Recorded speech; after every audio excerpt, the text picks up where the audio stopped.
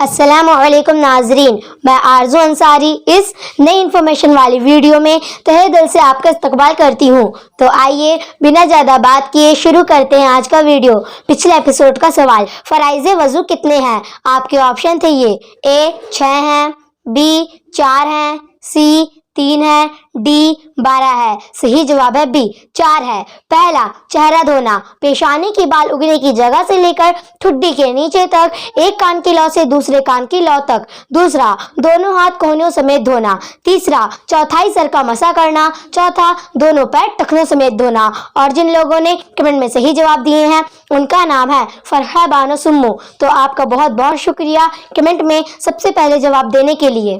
इनमें से किसका गोश्त खाना हराम है? आपके ऑप्शन: ए मोर का, बी चिड़िया का, सी कबूतर का, डी चील का। और आपका वक्त शुरू होता है अब।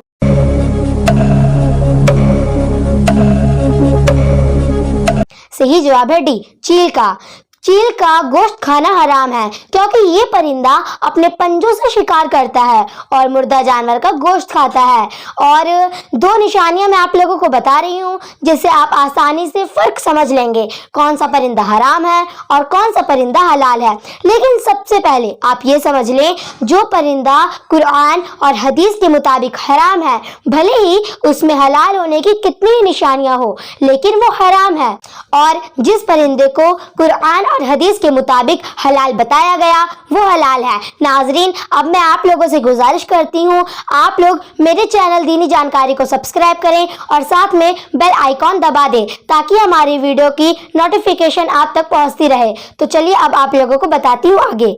और जिसको कुरान और हदीस में हराम बताया गया है वो हराम है हदीस के मुताबिक और उलमा इकराम के कौल के मुताबिक। जो परिंदा पंजों से शिकार करता है वो हराम है। पंजे तो मुर्गी के भी होते हैं लेकिन वो शिकार नहीं करती बल्कि दाना चुगती है, इसलिए वो हलाल है।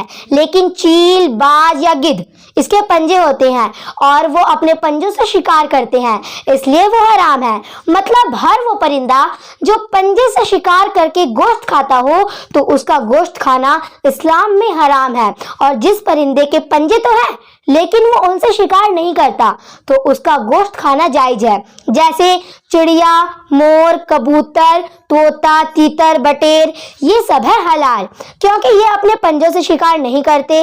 और दूसरी निशानी हराम होने की, जिस परिंदे की चोंच मुड़ी हुई होती है वो हराम है।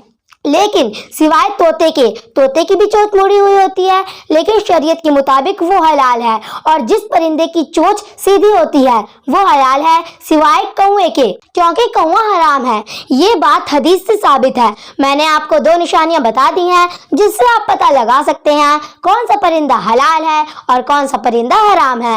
अब अगर कोई ऐसा परिंदा है जो हलाल तो है लेकिन आपको उसका गोश्त खाने में कराहत होती है तो उसमें कोई हर्ज वाली बात नहीं है। आपको जो भी खाना है खा सकते हैं, कोई जोर जबरदस्ती नहीं है या गुनाह भी नहीं होगा। अलग अलग इलाकों में अलग अलग खान पान होते हैं लेकिन इस्लाम में जिस परिंदे का गोश्त हलाल है तो यकीनन उसके बहुत सारे फायदे हैं।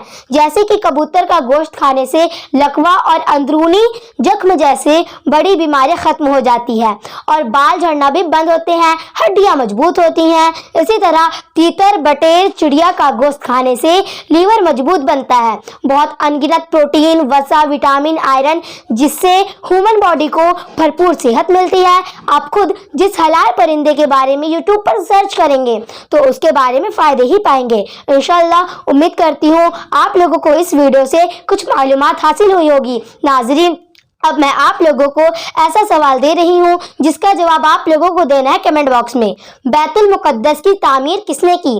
आपके ऑप्शन: ए हजरत मूसा अलैहिस्सलाम, बी हजरत दाऊद अलैहिस्सलाम, सी हजरत इस्माइल अलैहिस्सलाम, डी हजरत ईसा अलैहिस्सलाम। और नाजरीन, इसका सही जवाब मैं आप लोगों को नहीं बताऊंगी बल्कि इसका सही जवाब आप लोग मुझे कमेंट करके बताएं। उम्मीद करती हूँ ये नई इन्फॉर्मेशन वाली वीडियो आप लोगों को पसंद आई होगी।